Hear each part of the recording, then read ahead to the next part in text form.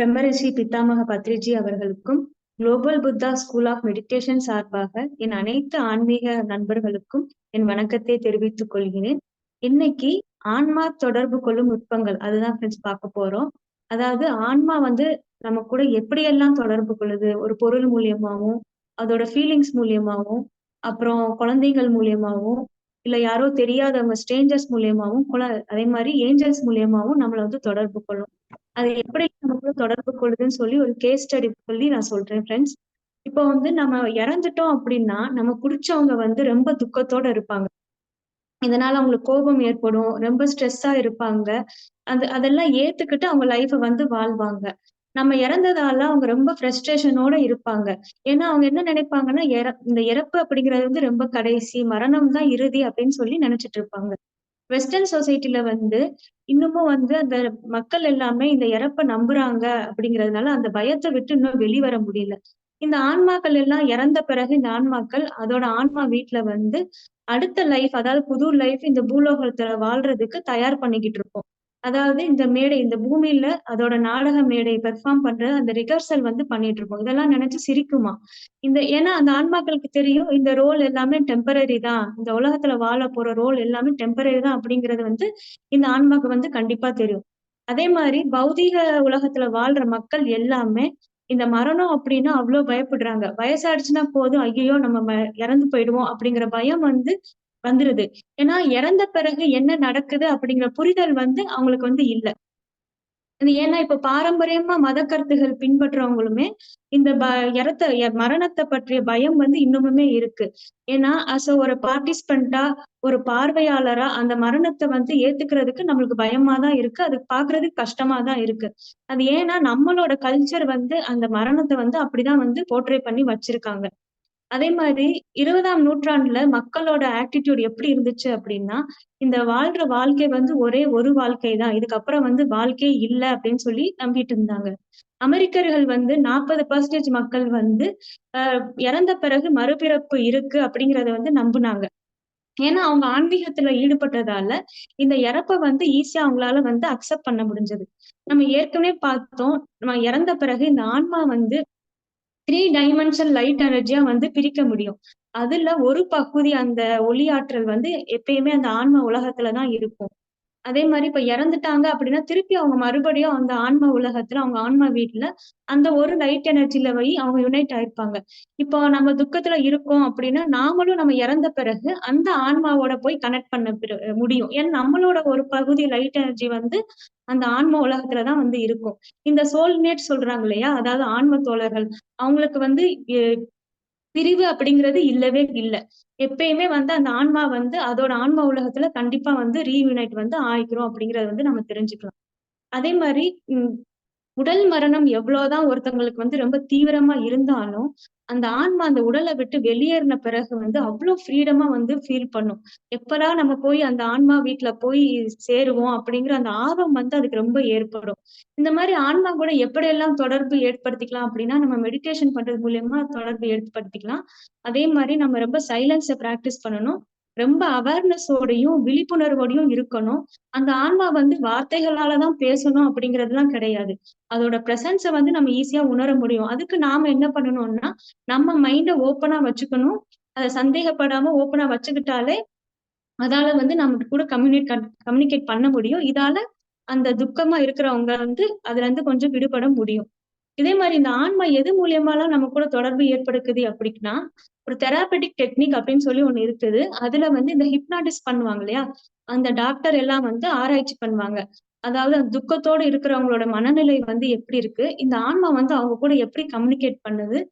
Communicate பண்ண பிறகு அவங்க ஃபீலிங்ஸ் எப்படி மாறுது அப்படின்னு சொல்லி செக் பண்ணுவாங்க. அதுல ஒரு கேஸ் ஸ்டடி என்ன அப்படின்னா, ஒருத்தவங்களோட ஹஸ்பண்ட் இறந்துடுறாங்க. இறந்து 3 நாள் ஆகுது. அந்த ஒய்ஃப் ரொம்ப துக்கத்தோட இருக்காங்க. அந்த ஹஸ்பண்டோட ஆன்மா எப்படியாச்சும் அந்த ஒய்ஃப ஆறுதல் படுத்தணும்னு சொல்லி கம்யூனிகேட் பண்ண வருது. அவங்களால உணர முடியல. ஏன்னா இவங்க ரொம்ப துக்கத்துல இருக்கிறதுனால, அவங்க எனர்ஜி எல்லாமே பிளாக் ஆகியிருக்கு. இந்த ஆன்மாவோட எனர்ஜி அவங்களால உணர முடியல. அது அந்த ஆன்மா ஒரு கிளவுட் மாரி ஃபார்ம் பண்ணி, இந்த ஒய்ஃபோட மென்டல் அந்த பிளாங்கெட் மாரி இருந்து அந்த ஒய்ஃப புரொடெக்ட் பண்றாங்க. அப்படியும் அந்த ஒய்ஃபால உணர முடியல. அதுக்கடுத்து அவங்க காது மூலியமா வந்து அந்த எனர்ஜிய வந்து சென்ட் பண்ணணும் அப்படின்னு சொல்லி அந்த ஆன்மா எனக்கு நினைக்குது. அது ஏன் பர்ட்டிகுலரா காது மூலியமான்னா, அவங்க உயிரோட இருக்கும்போது எப்பயுமே அந்த கணவர் வந்து காதுல வந்து கிஸ் பண்றதுனால, சோ அது மூலியமா எனர்ஜிய செலுத்தலாம் அப்படின்னு சொல்லி நினைக்குது. அப்பயும் அவங்களுக்கு அவேர்னஸ் இல்ல. அந்த அந்த ஒய்ஃபால உணர முடியல. அதுக்கடுத்து இந்த ஆன்மா என்ன பண்ணுதுன்னா, அதோட முழு பவரையும் வந்து இன்கிரீஸ் பண்ணி ஒரு பீம் மாரி அதோட எனர்ஜிய வந்து ஒரு பீம் மாரி பண்ணி, ஒரு லவ் ஃபீலிங்கா வந்து அவங்க ஒய்ஃப்க்கு வந்து சென்ட் பண்ணுது. அப்போ வந்து அவங்க ஒய்ஃப் வந்து சடனா ஒரு சேஞ்சஸ் ஏற்படுது. அவங்க அழுகைய வந்து நிப்பாட்டுறாங்க. கண் திறந்து சுத்தி பாக்குறாங்க. திடீர்னு ஸ்மைல் பண்றாங்க. இப்ப வந்து உணர முடியுது. அந்த ஆன்மா வந்து அவங்க ஒய்ஃப் கூட கனெக்ட் பண்றத அந்த ஆன்மாவாலயும் உணர முடியுது. அவங்க ஒய்ஃப்க்கும் உணர முடியுது. இப்ப வந்து அந்த ஆன்மாவோட வேலை வந்து முடிஞ்சிருச்சு. அது எப்பயும் போல திருப்பி வந்து அந்த ஆன்மா உலகத்துக்கு போயிடும். அவங்க எப்ப வேணாலும் அந்த ஒய்ஃப் எப்பலாம் அவங்களுக்கு தேவைப்படுதோ, இப்ப வந்து அந்த ஆன்மா கூட வந்து கனெக்ட் பண்ணிக்கலாம்.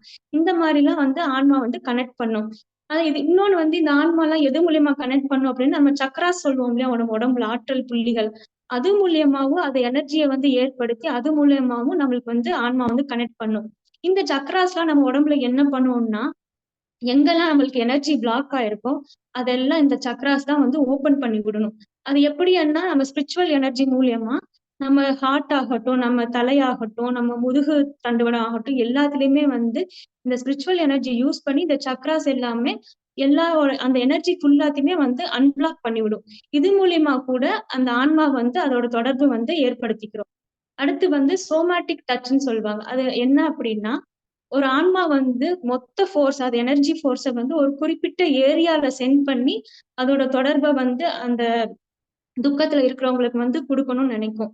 அது எப்படின்னா, நம்ம பர்ட்டிகுலரா நம்ம பாடியில வந்து கையாகட்டும், நம்ம தலையாகட்டும், எதா இருந்தாலும் சரி, அதோட ஃபோர்ஸ் மொத்தமும் வந்து ஏதாவது ஒரு இடத்துல டச் மாரி குடுத்து, அந்த மாரி கூட அந்த ஆன்மா வந்து எப்படியாவது உணர வைக்கணும்னு சொல்லி நெனைக்கும். அடுத்து வந்து ஆப்ஜெக்ட்ஸ் மூலியமா, பொருள் மூலியமா வந்து ஆன்மாக்கள் வந்து தொடர்பை ஏற்படுத்திக்கிறோம். இந்த ஆன்மாவால லிக்விட் ஸ்டேட்ல இருந்து சாலிட் ஸ்டேட்டா கூட மாற முடியும். அந்த மாரி ஆற்றல் வந்து இந்த ஆன்மாக்களுக்கு இருக்கு. அதுல ஒருத்தவங்களுக்கு வந்து என்ன ஆச்சுன்னா, ஒருத்தங்க மியூசிக் பேண்ட் வாசிக்கிறவங்க அந்த கணவர் வந்து, அவங்க இறந்துடுறாங்க கேன்சரால. அப்ப அவங்க ஒய்ஃப் எல்லாருமே வந்து அவங்க ஹால்ல வந்து பேசிட்டு இருக்காங்க. ஃபிரெண்ட்ஸ் எல்லாருமே இருக்கிறாங்க. அப்போ இந்த ஆன்மாத்த பத்தி தான் பேசிட்டு இருக்காங்க. இந்த வந்து இறந்த பிறகு திருப்பி நம்ம கூட கனெக்ட் பண்ணும் அப்படின்னு சொல்லி பேசிட்டு இருக்கும்போது அவங்க ஒய்ஃப் சொல்றாங்க, "என் ஹஸ்பண்ட நான் ரொம்ப நாளா வந்து நான் துக்கத்தோட நினைச்சுட்டு தான் இருக்கேன். ஏன் அவங்க மட்டும் என் கூட வந்து கனெக்ட் பண்ணல? இந்த மாரி ஆன்மா கனெக்ட் ஆகும்னா, ஏன் என்னோட கனெக்ட் பண்ணல?" அப்படின்னு சொல்லிட்டு இருக்கும்போது, திடீர்னு அவங்க லாஃப்ட்ல மேல இருந்த அந்த மியூசிக் பாக்ஸ் வந்து ப்ளே ஆக ஆரம்பிச்சுருச்சு. இது 2 வருஷமா அந்த மியூசிக் பாக்ஸ யாருமே தொட்டதில்ல. திடீர்னு ப்ளே ஆரம்பிச்சுருச்சு. அப்பதான் உணர முடிஞ்சது அவங்க ஒய்ஃபால, இந்த ஆன்மாக்கள் வந்து பொருள் மூலியமா கூட வந்து அவங்க கூட கனெக்ட் பண்ணும் அப்படிங்கிறது. அப்ப ஒய்ஃப் தெரிஞ்சு போச்சு, நம்மளோட ஹஸ்பண்டோட ஆன்மா தான் நம்ம கூட கனெக்ட் பண்ணுது. அப்படிங்கிற புரிதல் வந்து அந்த ஒய்ஃப் வந்து ஏற்பட்டுச்சு. அடுத்து வந்து ஆன்மா கனவ வந்து சூஸ் பண்ணும். கனவு மூலமா கூட அதோட அங்கீகாரத்த வந்து செலுத்தும். அது எப்படின்னா, இப்ப புதுசா இறந்த ஒரு ஆன்மா இறந்துட்டாங்க அப்படின்னா, அவங்க ஆன்மா வந்து கனவ சூஸ் பண்ணி, அது மூலியமா எப்படியாவது அதோட கம்யூனிகேட் பண்ணணும் அப்படின்னு சொல்லி நினைக்கும். நாம பெரும்பாலும் நம்ம தூங்குன பிறகு கனவு ஏதாவது வந்தாலும் நம்ம மறந்துடுவோம். ஆனா கனவு வந்து ஃபியூச்சர்ல ஏதோ நடக்க போறது ஒண்ணு தான் வந்து இண்டிகேட் பண்ணும் அப்படிங்கிற புரிதல் நம்மளுக்கு கண்டிப்பா வேணும். இதனால இந்த கனவுனால நெறைய பேரோட மனநிலையும் மாறுறதுக்கு சான்ஸ் இருக்கு. இப்போ ஸ்பிரிச்சுவல் ட்ரீம்லலாம் வந்து கைட்ஸ் வருவாங்க. நம்மளோட டீச்சிங் சோல்ஸ் வரலாம். அப்புறம் சோல்மேட்ஸ் எல்லாமே வந்து வருவாங்க. அவங்க வந்து நம்ம ஏதாச்சும் ஒரு ப்ராப்ளம் இருந்தா, ஒரு சொல்யூஷன்ஸ்க்கு மெசேஜாவும் குடுத்து நம்மள அசஸ் பண்ணி கூட்டிட்டு போவாங்க. அத வந்து நம்மளால ரீகால் பண்ண முடியும். நம்ம மெடிடேஷன் பண்ணா அத ரீகால் பண்ண முடியும். அதே மாரி வேற வேற ஸ்பிரிச்சுவல் வேர்ல்ட்ல என்ன நடக்குது அப்படிங்கிறதையும் நம்மளால வந்து தெரிஞ்சுக்க முடியும். அதே மாரி இந்த கனவு அங்கீகாரம் பெற்றதுக்கு அப்புறம் ஆஸ்திரேலியால வந்து என்னன்னா 10,000 வருஷமா பழங்குடி அந்த பழங்காலத்து கல்ச்சர ஃபாலோ பண்ற மக்கள் எல்லாருமே என்ன சொல்றாங்கன்னா, கனவு தான் உண்மையிலேயே உண்மையான நேரம் அப்படின்னு சொல்றாங்க. இப்போ நம்ம விழிப்புணர்வோட முழிச்சுட்டு இருக்கும்போது, நம்ம சுத்தி நடக்கிறத எப்படி எக்ஸ்பீரியன்ஸ் பண்றோமோ, அதே மாரி தான் கனவுல எது நடந்தாலும் அதுவுமே உண்மைதான் அப்படின்னு சொல்றாங்க. ஏன்னா ஆன்மாக்களுக்கு வந்து நேரம், காலம் அப்படிங்கிறது கிடையாது. எப்பயுமே வந்து ஆன்மா வந்து பிரசன்ட்ல மட்டும் தான் இருக்கும். இப்போ இந்த இந்த ஆன்மா வந்து எப்படி ஒருத்தவங்களோட கனவு மூலியமா அதோட எனர்ஜிய வந்து இன்கிரீஸ் பண்ணி, அந்த துக்கத்தோட இருக்கிறவங்க கூட மனநிலையோட கனெக்ட் பண்ணி எப்படியெல்லாம் பண்ணுதுன்னு பார்க்கலாம். அதுல ஒருத்தவங்களோட பொண்ணு வந்து இறந்திருக்காங்க. அந்த அம்மா வந்து ரொம்ப துக்கத்தோட இருக்குறாங்க. அந்த ஆன்மா வந்து அவங்க அம்மாவோட எண்ணத்தோட கனெக்ட் பண்ணி, கனவுல எப்படி இதாச்சு அப்படின்னா, தூங்கிட்டு இருக்கும்போது நெறைய கனவுகள் வருது. அவங்களால அத வந்து முழுசா வந்து உணர முடியல. அதுக்கடுத்து கொஞ்ச நேரம் கழிச்சு கனவுல வந்து, அந்த அம்மா வந்து வயக்காட்டுல நடந்து வர்றாங்க. எதிர்க்க வந்து அந்த பொண்ணும் வர்றாங்க. 2 பேருமே கைய அசைச்சுட்டு கட்டி பிடிச்சுக்கிறாங்க. இப்போ வந்து அந்த அம்மாக்கு தூங்கிட்டு இருக்கும்போது, அந்த கனவுல வந்து ஒரு புத்துணர்ச்சி வந்து ஏற்படும். ஏன்னா, அந்த இறந்த குழந்தைய வந்து கட்டிப்பிடிக்கிற மாரி கனவு வருது. ஒரு புத்துணர்ச்சிய ஏற்படுத்துறதே வந்து இந்த ஆன்மா தான். இந்த கனவு மூலியமா. இதனால அவங்க அம்மாக்கு வந்து ஒரு ஹையர் லெவல் ஆஃப் கான்ஷியஸ் வந்து ஏற்படும். அந்த அம்மா வந்து அந்த பொண்ணோட ஆன்மா உணர்ற வரைக்கி, இந்த ஆன்மா வந்து அதோட ஆற்றல் அலைகள வந்து செலுத்திக்கிட்டே தான் இருக்குமாம். அவங்க உணர்ற வரைக்கி. அடுத்து வந்து இந்த ஆன்மாக்கள் வந்து குழந்தைகள் மூலியமா வந்து அத வந்து கம்யூனிகேட் பண்ணணும்னு நினைக்கும். ஏன் குழந்தைங்கள சூஸ் பண்ணுது அப்டின்னா, இப்போ ஒரு இளம் வயது ஆன்மா வந்து சூஸ் பண்ணுச்சுன்னா, அது ரொம்ப கஷ்டமா இருக்கும். அது எதனாலன்னா, அவங்க வந்து ஜட்ஜ் பண்ணுவாங்க, கொஞ்சம் சந்தேகப்படுவாங்க, இந்த ஆன்மா பத்தி. அதனால அது கனெக்ட் பண்றதுக்கு ஈஸியா இருக்காது. இதே இது குழந்தைங்க கூட கனெக்ட் பண்ணோம் அப்டின்னா, அந்த அமானுஷ்யத்த பத்தி அவங்க குழந்தைங்களுக்கு அவ்வளவா தெரியாது. அதே மாரி இத எதிர்கொள்ள இந்த ஆன்மாவ எதிர்கொள்ள நிபந்தனைகள் வந்து எதுவுமே இந்த குழந்தைங்களுக்கு வந்து இருக்காது. அதனால ஈஸியா வந்து இந்த குழந்தைங்கள சூஸ் பண்ணி, அதாவது அந்த இறந்த வீடு இருக்கும் இல்லையா? அங்க சுற்றத்தார்கள், அந்த உறவினருக்குள்ளேயே ஏதாவது குழந்தைங்கள சூஸ் பண்ணி, அவங்க மூலியமா அவங்க எப்படியாச்சும் வந்து அவங்கள ஆறுதல் படுத்தணும். நம்மளோட பிரசன்ஸ வந்து அவங்கள எப்படியாவது உணர வைக்கணும் அப்படின்னு சொல்லி, குழந்தைங்கள வந்து சூஸ் பண்ணிக்கிறோம். அதுக்கடுத்து ஒரு குறிப்பிட்ட அட்மாஸ்பியர், அதாவது சுற்றுச்சூழல் எல்லாம் கூட சூஸ் பண்ணிக்கணும் இந்த ஆன்மா வந்து. இப்போ ஒரு ஹஸ்பண்ட், ஒய்ஃப் இருக்காங்கன்னா, அடிக்கடி அவங்களுக்கு புடிச்ச இடம் ஏதாச்சும் ஒண்ணு இருக்கும் இல்லையா? அந்த மாரி இடத்த கூட சூஸ் பண்ணி, அது மூலியமா வந்து அந்த ஆன்மா வந்து கம்யூனிகேட் பண்ண விரும்பும். அதுக்கு ஒரு கேஸ் ஸ்டடி இருக்கு. அது எப்படின்னா, ஒருத்தவங்களோட ஒய்ஃப் வந்து பேரலல் அட்டாக்கால இறந்துட்டாங்க. அவங்க ஹஸ்பண்ட் மட்டும் இருக்குறாங்க. அவங்க ஹஸ்பண்ட் இறந்த பிறகு அவங்க துக்கத்த ரொம்ப வெளிப்படுத்தல. யார்கிட்டயும் ஷேர் பண்ணி அழுதல, செய்யல. அப்படியே அவங்க மனசுக்குள்ளேயே வச்சிருக்காங்க. அவங்க ஒய்ஃப் உயிரோட இருக்கும்போது, அவங்க கார்டன்ல அவங்க வீட்டு முன்னாடி வந்து ஒரு பஞ்ச் ஆஃப் ஒயிட் ரோசஸ் வந்து வளர்ப்பாங்களாம். எப்பயுமே வந்து அந்த ரோஸ வந்து அந்த ஸ்மெல் பண்ணி பார்த்துட்டு, "இந்த பாருங்க, இந்த மாரி ஒயிட் ரோஸ்ல இருந்து எவ்ளோ ஸ்மெல் வருது. உங்களால உணர முடியலையா?" அப்படின்னா, "இல்ல" அப்படின்னு அந்த ஹஸ்பண்ட் சொல்லும்போது, "நீங்க இந்த ஸ்மெல்ல உணரல அப்படின்னா, உங்களுக்கு ஆத்மார்த்தமான அன்பு அப்படிங்கிறது என் மேல இல்ல."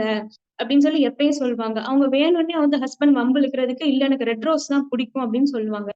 இவங்க ஒய்ஃப் இறந்த பிறகு அந்த கார்டன் யாரும் பராமரிக்கல. எல்லா ரோஸும் ஃபுல்லா அழுகி போயிடுச்சு. அதனால அவங்க ஹஸ்பண்ட் வந்து திடீர்னு அந்த கார்டன் வழியா போம்போது, பக்கத்து வீட்ல இருக்கிற ஒயிட் ரோஸோட ஸ்மெல்ல வந்து இந்த ஹஸ்பண்ட் வந்து உணர்றாங்க. இந்த உணர வச்சதே அந்த அந்த ரோஸோட ஸ்மெல்ல உணர வச்சதே இந்த ஒய்ஃபோட ஆன்மா தான். உணர்ந்த பிறகு மறுநாள் போய் அவங்க கார்டன்ல போய் புதுசா அந்த கடை இருக்கும் இல்லையா? அங்க போய் திரும்ப போய் ஒரு ஒயிட் ரோஸ் வாங்கிட்டு வரணும்னு நெனச்சு போறாங்க. போம்போது அந்த கடையில வந்து எதுவுமே இல்ல. வெறும் ரெட் ரோஸ் மட்டும் தான் இருக்கு. உடனே திருப்பி வந்துடுறாங்க. மறுநாள் வந்து அந்த கடைக்காரங்க வந்து பக்கத்து கடையில போய் ஒயிட் ரோஸ் வாங்கி வந்து இவங்க வீட்ல வந்து டெலிவரி பண்ணாங்க. இதுவும் கூட அந்த கடைக்காரங்களுக்கு அந்த உணர்வ ஏற்படுத்தி, பக்கத்து கடையில அந்த ஒயிட் ரோஸ் வாங்கி குடுக்கணும்னு சொன்னதும், இந்த அந்த உணர்வு பூர்வமா அந்த எனர்ஜிய குடுத்தது கூட இந்த ஆன்மா தான். மறுநாள் அந்த ஒயிட் ரோஸ் வந்துருது. இவங்க எப்பயும் போல அந்த கார்டன் ஏரியால வந்து நட்டு வச்சுட்டாங்க ஒயிட் ரோஸு. அப்ப ஃபர்ஸ்ட் டைம் வந்து அந்த ஹஸ்பண்ட் வந்து அந்த ஒயிட் ரோஸோட ஸ்மெல்ல வந்து நுகர்றாங்க. அந்த ஸ்மெல் பண்ணி பாக்குறாங்க. அப்ப வந்து அவங்களோட அவங்களோட இந்த ஆன்மா வந்து கனெக்ட் ஆக முடிஞ்சது. ஸோ இந்த மாரி இந்த அட்மாஸ்பியர் கூட இந்த ஆன்மாக்கள் எல்லாமே சூஸ் பண்ணி, அதுக்கேத்த மாரி அத எப்படியாவது உணர வைக்கணும். அவங்க துக்கத்துல இருக்கிறவங்களுக்குன்னு சொல்லி இந்த ஆன்மா வந்து சூஸ் பண்ணும். அதே மாரி இந்த ஆன்மாக்கள் வந்து அடுத்து ஸ்ட்ரேஞ்சர்ஸ் மூலியமா, ஒரு யாரோ 3வது மனுஷங்க தெரியாதவங்க மூலியமா கூட இந்த ஆன்மா வந்து கனெக்ட் பண்ண விரும்பும். அது எப்படின்னா, இப்போ ஒருத்தவங்களோட குழந்தை இறந்துருச்சு ஒரு 10 வருஷத்துக்கு முன்னாடி அப்படின்னா, திருப்பி வந்து அந்த குழந்தை மறுபிறப்பு எடுத்து வரும். அதோட ஒளி ஆற்றல் அந்த one part of light energy இருக்கும் இல்லையா ஆன்மா உலகத்துல, அத வந்து எடுத்து வந்து திருப்பி வந்து பிறக்கும். ஏதோ ஒரு இடத்துல ஒரு எதிர்பாராத விதத்துல வந்து அந்த குழந்தை மறுபிறப்பு எடுத்து வந்த குழந்தை வந்து இந்த துக்கத்துல இருக்கிறவங்க கூட கூட கனெக்ட் பண்ணும். இந்த மாரி கூட பண்ணும். அதே மாரி ஏஞ்சல்ஸ் மூலியமா கூட வந்து இந்த ஆன்மாக்கள் கனெக்ட் பண்ணும். அ கிறிஸ்டியானிட்டிலனா ஏஞ்சல்ஸ் வந்து எப்படி நினைப்பாங்கன்னா, இந்த கைடட் சோல்ஸோட ஹெல்ப்பரு, அவங்களோட பயிற்சியாளரா தான் இருப்பாங்க இந்த ஏஞ்சல்ஸ். அப்படிதான் வந்து அவங்க நெனச்சுட்டு இருப்பாங்க. அதே மாரி இந்த ஏஞ்சல்ஸ் வந்து இப்போ ஒருத்தங்க இறந்துட்டாங்கன்னா, அவங்க ஒய்ஃபோ யாரோ ஒருத்தங்க ரொம்ப துக்கத்துல இருக்காங்கன்னா, டைரக்ட்டா வந்து கம்யூனிகேட் பண்ணாங்க. வேற யாராவது மூலமா, அதாவது குளோஸ் ரிலேட்டிவா இருக்கலாம், ரொம்ப ஃப்ரெண்டா இருக்கலாம். அவங்க ஆறுதலை வந்து வெளிப்படுத்துற அந்த ஃப்ரெண்டு மூலியமா வந்து அந்த ஏஞ்சல் அந்த ஃப்ரெண்டுக்கு கைட் பண்ணி அந்த ஃப்ரெண்டு வந்து இவங்க பிடிச்சவங்கள கூட ஆறுதல் கொடுக்குற மாதிரி அந்த மாதிரி கூட இந்த ஏஞ்சல் ஹெல்ப் பண்ணி கனெக்ட் பண்ணுமா. இந்த மாதிரி நிறைய நிறைய ஐடியாஸ் வந்து அந்த ஆன்மாவை உருவாக்கிக்கிறோம் எப்படியாச்சும் அந்த கனெக்ட் பண்ணணும் அப்படின்னு சொல்லி. அதே மாதிரி ஆன்மா வந்து இப்ப நம்ம ரொம்ப துக்கத்தோட இருக்கிறோம் அப்படின்னா சீக்கிரம் நம்மளை விட்டு போகாது. எப்படியாச்சும் அந்த தொடர்பை வந்து அவங்க கிட்ட உணர வைக்கணும். எப்படியாச்சும் ஏதோ ஒரு வடிவத்துலவது அந்த எனர்ஜியை வந்து இன்க்ரீஸ் பண்ணி அதை உணர வைக்கிற வரைக்கும் அந்த ஆன்மா வந்து அதை ட்ரை பண்ணிக்கிட்டே தான் இருக்கும் ஃப்ரெண்ட்ஸ். இதோட அடுத்த பகுதி வந்து நம்ம நெக்ஸ்ட் கிளாஸ்ல பார்க்கலாம் ஃப்ரெண்ட்ஸ். மேலும் எனக்கு வாய்ப்பளித்த குளோபல் புத்தாஸ் டீமுக்கு என் மனமார்ந்த நன்றியை தெரிவித்துக் கொள்கிறேன். நன்றி மாஸ்டர்ஸ்.